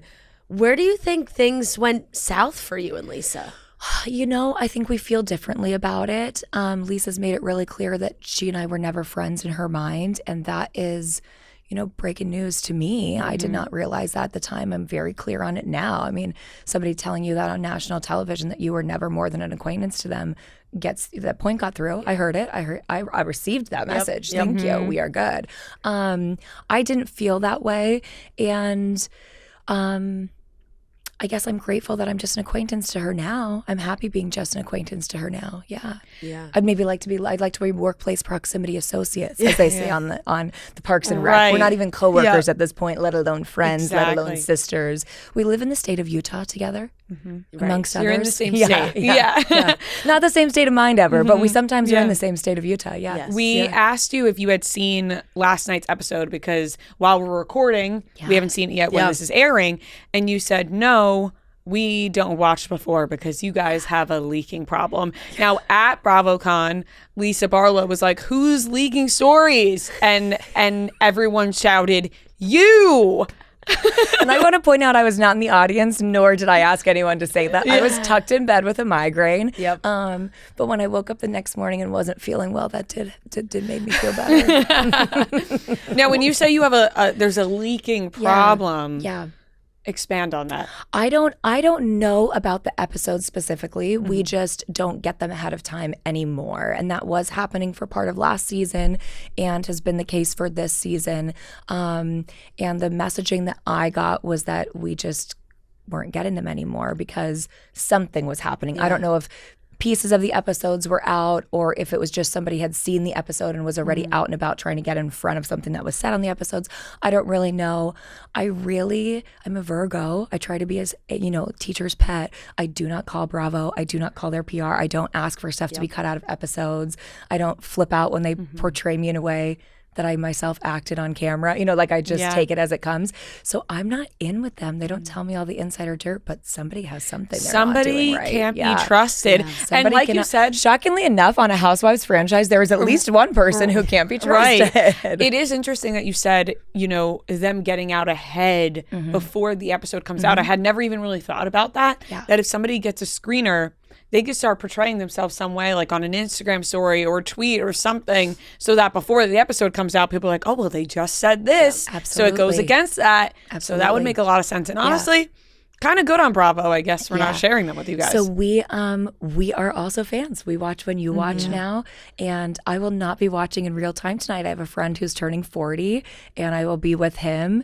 So, God bless me on the interwebs because I don't know what's coming, and I don't know what it'll be till tomorrow. Let me tell you, I am dying for it because Andy had said that this is like his favorite episode. I know. Which has me so I'm like, oh my God, I'm dying to see it now. I heard it. I heard that he said that and I was trying to think. I was like, okay, what was in last week's episode? Where do we go from there? What would be in this? I was trying to think and I have a couple ideas what it could be. So we'll see. You're usually watching in real time. I usually watch in real time. Utah's behind the time literally that it airs here in New York. So I get to watch it kind of And then if I'm in Utah, I have a group of girlfriends that always wants to watch it together. But I try to keep up with it. Yeah, I'm the only person in my house who watches it, so somebody has to. Right, somebody has to do it. Yeah. Well, there's no shortage of drama right now, and it's been hilariously entertaining. I guess we can start honestly with this yacht trip, because I have so many questions. My first one is, how did you pack those inflatables? Oh, the inflatables were the least of my concerns. Those things just like roll right up. First of all, I don't care if they get crushed. You know what I mean? So I just roll those right up. How do they blow up? Don't they look at the machine? The thing, like the mosquito inflatable was hard to pack. Amazon inflatables, no. Yes. Yeah, that was easy. Yeah, I could have an Amazon inflatable in my little Lieber today for all you know. Those things are tiny. And you're ready to go. You were like, this is the time. Like when you guys were thinking about tossing that unicorn, you're like, this is the time I got to bring out the inflatables. You know, I always have an inflatable with me in case we want to get silly. And it just had felt really heavy the night before. I think I never want to say that, you know, editing is never weird to me. If I said it, it's on camera, you know, whatever. But there are things that you don't always get to see just time-wise. And those dinners are long and they are intense. And I mean, we were covered in fake blood. The boat was covered in fake blood. There was like a little strip tease by some of the crew that, you know, I hope we'll tease at the reunion since it didn't make the episode. So the night was long. It felt heavy. And I just the next day kind of wanted to like be silly with Meredith. And I had no idea where that silliness was going to go. Like we launched the unicorn and a grenade, you know. When you heard that unicorn, when you had that voice come out of that unicorn for the first time, what were you thinking? I mean, you saw my face on camera. First, I just saw the unicorn and was like, no, like I do not want this. It's like the creepy baby from Traders that sings Tom Sandoval the backward songs. Like I didn't even want that in my room, you know? But the voice box, truly, you know, Brittany is a tricky person for me because I love her and I care about her, but she drives me crazy. And I saw the unicorn and was repulsed by it. And then I heard the voice memo and I felt sad for her. I do. You know, immediately I clocked that he did not say he loves her. He said that you are loved. Yeah. Thanks. We know she's loved by somebody. It's not him, maybe, unfortunately. But also I just kept picturing this grown man in a Build-A-Bear while children are making their own stuffed animals, making that and thinking this is an iconic, good idea. This is going to make her care about me or at least keep her sleeping with me. What irked me made me think that I'm like, there's other women with this. Yeah. Like I was like, if he's doing it, you're not going to the store making just one of those things. You know, people say like sometimes, you know, guys give the same gifts for Christmas to like multiple girlfriends in a row. Like how many unicorn Build-A-Bears do you think there are floating around Provo? There's probably a lot in trash cans now the episode's aired. There might be a lot. You might be one of the only people that has an experience of being on one of these absolutely stunning yachts and sleeping outside after you did not want to sleep in that room. Was that a nice sleep for you? It was not my best night of sleep, no. It actually kept kind of raining off and on, and people kept being like, why there? So the boat was hot. There was some like AC issues in some of the inside rooms, and it was very rocky. And there was something about being hot while the boat was rocking that I was really veering into Angie territory, and we saw how dark that was with Angie and the vomit. We really saw it. Bravo really went there with that. And that was scary to me. I didn't want to be kind of down and out that way. So I wanted to be outside, and then there's just not that many places outside that you could lay down. So the pool chair was one of them. So, you know, misery loves company. Every time the rain woke me up and I'd go huddle by the, you know, table where we would eat at, I would send Todd a text, you know, just so that it would wake him up too, and, you know, in solidarity with me back in Utah. Very fair. You're like, if I'm going to be awake. Someone else is going to have to be awake with me. How relieved were you to get off that boat? And then, I mean, I don't know what happened. No one really does, I guess, what happened on this plane. And I'm so curious how no one captured what was going on. No one took their phone out? I don't know. I mean, I can tell you I've traveled with the Housewives before, and it's always a circus no matter what. This sounds like it was totally different than what I've usually fans are excited to see us in the airport, that kind of a thing. We have way too much luggage. The producers are trying to get us, you know, if we're not on camera, not to be trying to like discuss something that's happened on camera. They want to kind of keep us on ice, those kind of things as we're traveling mid-season. But I'm just grateful I wasn't on that plane. You know, really Todd was coming to see me, so I was going to stay, and then that didn't end up working because he had a family emergency. So I left same day, but they'd already left, and it's a small place, and it's tricky to get off that island if you're not ahead of time and have something planned. So I was really feeling sorry for myself the whole way home. Like, this is not great. It's a slog. I didn't get to stay and see Todd, all these kind of things. And then when I heard what went on, I was like, oh, I had it easy. Okay. Would do this 10 times over, you know? Yeah. So I don't know. I have all the same questions as everybody else. I feel kind of like the fan stand-in in this regard. I wasn't on the plane. I don't know. What I've heard is what you guys have all heard. Yeah. How did you feel hearing Meredith and Mary have that conversation where it was like Mary was I felt like as a friend was trying to ask her to, you know, just fess up, just like talk about what's happening. And Meredith it felt like Meredith was really staying on this. Did you talk to Meredith about how she acted? Yeah, so it's a big storyline coming up, how I feel about what goes on, or I think it is. I haven't seen the episodes. Yeah. What I lived is that, you know, originally I kept feeling, like you heard me say in the confessional, that I would have felt like there would have been bigger ramifications if it had gone the way that they told me. And I know that some of the women are upset with me saying that their retelling seemed like it could have been an exaggeration. That's how I felt when I first heard it. And so I'm going to, you know, be honest about that. Over time, much like Mary, my feeling was if there was nothing Meredith could apologize for when everyone else was so upset and so clear, you know, Meredith's a wordsmith. You can't come up with I obviously went too far, or I made you uncomfortable, or Brittany was in tears and she's my friend. She's not Meredith's friend. Brittany is in tears and you guys care about her, and I don't want her. She's a human. I don't want a human crying over something I did. There was a way for Meredith to find something she could be accountable for.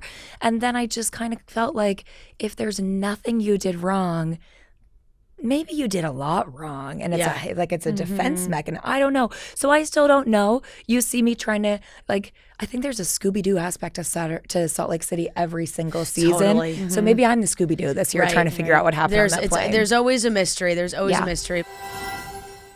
We have been busy bees recently, and we're going into the holiday season, which just means that there is even more on everyone's plate. Whether you're traveling, it's work, it's life, there's so much going on. And, you know, you're also trying to keep up with all the other stuff that's going on. We're trying to keep up with everything that's going on online. So when it comes to life stuff, like, you know, managing your money, we want to keep things simple. That's why we love Acorns. Acorns will let you save and invest your money without even thinking about it.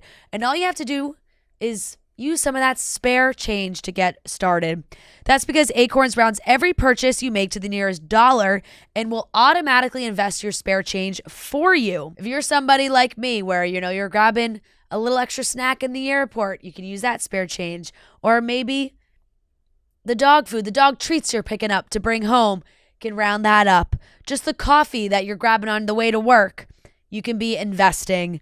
All you have to do is swipe, and Acorns gives your money a chance to grow. It'll make you feel like you got your life together. Sign up now and Acorns will boost your new account with a $20 bonus investment. Head to acorns.com/chicksintheoffice to download the Acorns app to get started. Paid non-client endorsement. Compensation provides incentive to positively promote Acorns.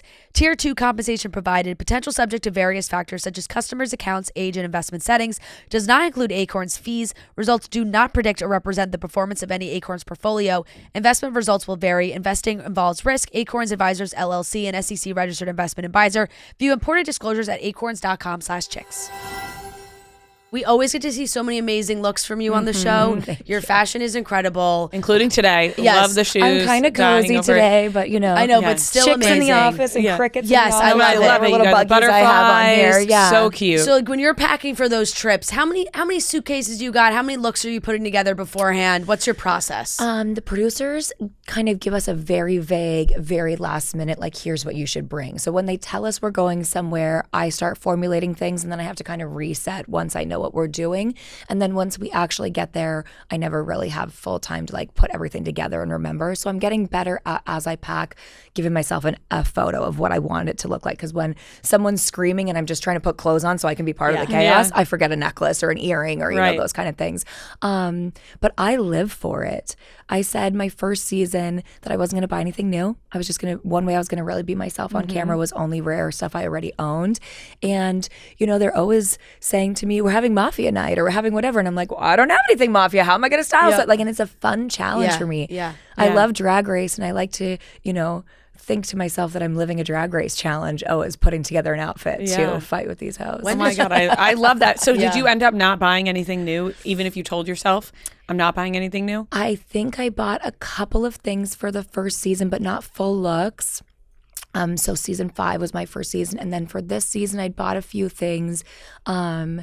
But I rationalized it to myself as I would have worn them that winter anyway, even if I hadn't worn them on camera. Of course. You gotta have new outfits. I mean, no one's judging you if you're like, I gotta step up with new. Yeah, but it's like this weird game I play with myself. I might need a hobby. Like, I might have too much time. That is a hobby, I guess. Fashion, absolutely. Fashion is a hobby. And you really express yourself through all your fashion as well. When did that develop for you? At what age were you like, this is for me? Oh, teeny tiny. I remember my mom really loves hair and makeup. And when I was in kindergarten, I would kneel in front of her sink and she would get ready and I would chat with her. And then she would do like elaborate braids and I would always want makeup and we'd do all this stuff together. We'd get ready in the morning together. We were like the original Get Ready With Me's when I, you know, in the 80s, early 90s. But I remember arguing with her over what I would wear. For sure, because she would send me in like opaque white tights and a little skirt to kindergarten. I couldn't play. I couldn't do any of that stuff. I'm not a real outdoor cat anyway. I'm an indoor dog for sure. But I remember having a very specific look I wanted. And I tell everybody this story. We moved when I was in first grade and I went in the middle of the day to meet the class. And big move from a suburb of San Francisco to Holland. And I had on a beret and this little shift plaid dress and matching shoes.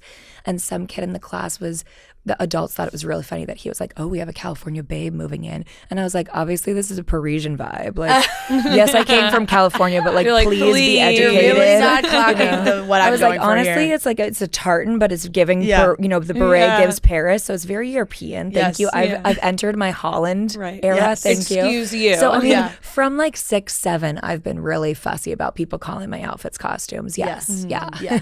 Well, it's been amazing to watch all the fashion. It's like so fun to see what you're gonna show up in the episodes. And I love your honesty on this show because there are so many housewives, I think, that decide to share one part of their life but not all of it. And I think you have come in, you share all of it. Specifically your marriage, which I know I'm sure you probably get a lot of outside opinions on. And we just saw you have this conversation with Whitney kind of like about the being, you know, outside of your marriage or if Todd was okay with this, like would you setting boundaries, all these things. What are the conversations like with Todd when you're like, hey, this is what I talk about on tonight's episode? Yeah, so I never wait till tonight's episode. Fair. Okay, good start. I never wait till that. That was a different thing. Usually Todd hears it in real time or he, you know, I don't like kind of pre-plan. You can't pre-plan. It's an ensemble. It's not a show about me. It's a show about me reacting to everybody else, reacting to everybody else and like this, you know, circle jerk, if we're going to quote Liz Barlow, you know what I mean, of conversation always. So, you know, I never know what's going to come up or how it's going to go. So you can't pre-plan. And I think you can kind of tell when someone has, because it doesn't fit in naturally to what's actually happening. But I do debrief with him when I get home. I think the producers would love it if I debriefed with him more on camera. Todd doesn't want to be on camera. Poor Todd, free Todd from the camera. Not from our marriage, hopefully, but free Todd from the doesn't want to be on camera. I had no clue. Who knew? He's really subtle about it, right? Joining the cast in season 5 and now being on for the second season that you're on, did you tell yourself you were going to share certain things and just be all out there, be honest, or did you just wait until the cameras were up and go, you know what, this is just going to be me? I've been saying, I said this at BravoCon this weekend, and I said it, you know, at Watch What Happens Live the other day. I told the producers and Andy, if cameras were running, if we were in a filming, you know, month, that whatever happened in my life, they could have. And now I say I regret saying that. I wish I had some boundaries about that. But I really went into it a little bit naive about how much stuff does come up in a season, and you never know what's going to happen in your life. When I started filming, I didn't know Lisa knew Gwen's grandparents and that would come up. I might have felt differently about that if I thought that's where we were going. You know, my daughter's 19. That's an old story in my life. It's not one that we live in every day. My daughter, obviously, that is her family. But we don't talk about them every day at this point in our house. So that was something I wasn't prepared for. And, you know, between seasons, my parents' health was rapidly, you know, becoming a problem, and they needed to be in with me. And I knew in the back of my mind, as my mom was having surgery, as I was moving her, as I was putting my dad in memory care, that cameras were coming, but I wasn't like, oh, we're going to have to explain this on camera. So I wouldn't say I wait till cameras are up, but I wait till I'm in the shower the morning that cameras are coming, to be like, oh God, I have to do this today. Right, you know? this is all happening. So you get it pretty real time. And like I said earlier, it's how I felt right then. Sometimes you watch it back and you're like, oh, I should have done something different, or, you know, you've settled into a feeling. But I think you see a lot of my honest reactions in the moment as things are happening. And that's what makes it real. I mean, as a lover of reality TV, Bravo, all of those things, you can tell when someone's like really giving their real reactions in that moment versus somebody's holding back. Why won't they tell the audience what's going on when everybody has signed up to be on this show? So especially with your cast, it's all out there. Well, and, you know, me, like most people, I think about myself most and first, and, you know, in the center of my own life. So when that plane stuff happened, I had gotten some very vague texts of, this plane stuff is crazy. Was your flight okay? Are you fine now that you've landed? And I thought they meant that they'd seen the tweet about Todd. Because that's what happened on my flight. Yeah, right. So then when production says we're filming tomorrow to talk about the journey home and everything that's come out, I think they thought that I knew, and I didn't. So I went in expecting they were all coming at me about Todd. Right. I had no idea that they had their own plane. Right. You're like, that's whatever that was. Yeah. This is the least So what you they're see me concerned kind of about being now. like, oh. Right. Well, I wish I hadn't led with Todd. Yeah, like, well, we're not talking about me. I'm learning to listen first, respond second. Todd gave me some advice going into our last trip. He says, maybe when somebody says something to you, you cut a piece of food and chew it and swallow, and then you respond. And I haven't started doing that yet. But I think about it. I'll think about it. I'll think about getting there. I mean, this is an assumption, but I'm assuming, you know, Todd would prefer you were not on this show. You're so amazing on the show. What, you know, how do you keep your marriage strong and together when that's a pretty huge thing that you guys disagree on? Yeah, it's new in our relationship. Todd is doing something new at work in the last couple of years. He's changed and pivoted, and I'm so incredibly proud of him. But I have very different political beliefs than some of the people that he has partnered with. And so we were kind of navigating that, I think, and it's something that this whole country is navigating right now. Can you have somebody in your life? Can you work with someone? Can you love somebody? Can you get along with somebody who feels differently when things are so divided? So we were navigating that from a work situation for him when I started doing the show. And I think much further than just, you know, a difference in political opinions, Todd really does not like anything about some of the women on the show, how they talk about him, how they talk about me, our family. So it's really been heavy while we were filming, which I think you see that we are trying to figure out how we stay best friends, how we stay partners while we navigate that. And then, you know, not to be meta, but to not like the show and then also have the show's spotlight on top of him not liking the show. Lovingly, Todd hates to be on the show, and so he kind of acts like he hates it, and then people hate him for hating it, and then he hates it more, and like, he is in a downward spiral on camera. We have got to get, like, somebody needs like a cane, like hook Todd off center stage, you know, like he needs a reset. Yeah, he does. I love him, but he needs a reset on the show. It's hard to navigate both because he is your husband. So how are you going to show your life if you can't show him? And I'm trying to figure that out as an adult. I mean, I turned 40 this year, so I should have some kind of life experience that has made me wise. And you've seen the show, so you know I don't. I make the same mistake over and over again, it seems like.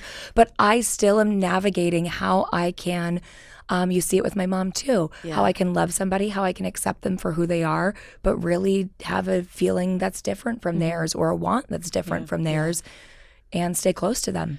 Has there been a compromise? Like, okay, we can film for this amount of time. You could do this on your own. I'll have to be there for that. Are those conversations happening with Todd? You know, we talk about it and there isn't a compromise. There's not an arrangement of any kind in my marriage today right now about, you know, sex or the show. Okay? I know you're not asking, but I know you want to, so I'll just tell you. Okay? I didn't go to Las Vegas and, you know, do anything, you know, untoward. Right. No conversation. I slept every night alone in my bed in Las Vegas. Thank you. No, I said that, but I guess it needed to be said. No, we don't have any specific arrangement, and I think I always know, like when I was talking to Whitney, I was like, Dad is going to hate this. You know what I mean? And I don't get like satisfaction out of that, but I do have to be myself. I have to, I said in an interview this weekend at BravoCon, I love and respect Todd, but I also have to love and respect myself. And I like sharing. I like talking to people. I like being clear about who I am and where I'm going, because that conversation with Whitney was informative for me. Hearing myself say some things, sometimes you hear yourself and you think, wow, that's more important to me than I thought it was, or I can't believe I said that, or maybe I'm uncomfortable, and watching it back, hearing Whitney's experiences and what she's gone through. So I love Todd and I don't want to embarrass him. I don't want to make him uncomfortable, but me not talking about things is also not me. Definitely. We're here in New York, and I know that you love New York and love theater. And I believe you're producing a show right now. So we did Cabaret last year, and Queen of Versailles is out right now, and my husband and I have gone back and forth on, you know, what our involvement is on that. And so especially like with the show, we didn't say this, but with the show and with these other things, Todd wants to support me. But that doesn't always mean that he enjoys the same things as me. So, you know, just look at Todd learning new things. You know what I mean? He's learning to, you're like, all right, we're headed to Broadway, Todd. But I do love, I mean, Brittany and I should be better friends. She's an old, you know, Broadway adjacent girl. She's going to punch me for saying adjacent. It's true, Brittany. Okay, so we have one last question. It's brought to you by Armani Luminous Silk Concealer. It's our question. I have to ask, once and for all, what your opinion is.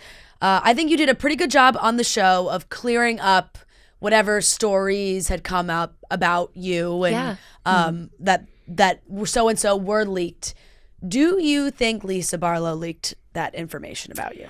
I know Lisa didn't leak it because I know that Lisa is not the person who was saying it on Twitter. And I think when I got on the boat, what I was trying to say is that my husband and I felt like there's this pretty trackable record of when you argue with Lisa or you kind of go against her. Lisa, you hear Lisa, she'll say, don't do that with me. I have stuff on you, or I'll ruin you, or if you want to go dark with me, I'll go dark with you. She said that lots of times. She knows things about the women. She's very open, that people seem to just come to her at the grocery store with information about all of us. Maybe I should start cooking. I should go to the grocery store. Where was this information happening in Salt Lake?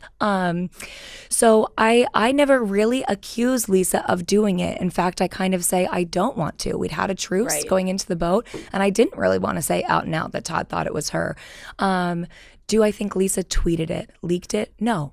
Do I think that there is something about Lisa and her persona at a bare minimum that encourages other people to ride for her in this way, where they want to protect her and create a narrative around her that everyone else is damaging her and she's just fighting back?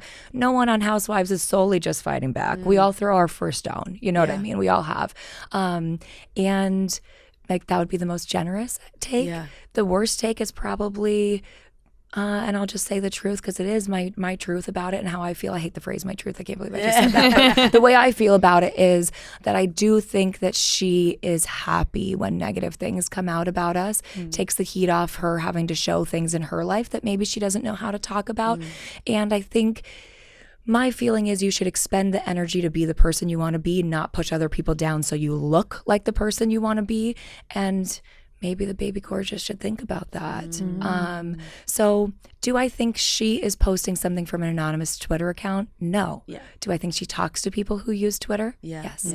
Do I think we have seen screenshots on Instagram where she talks to bloggers? Yes.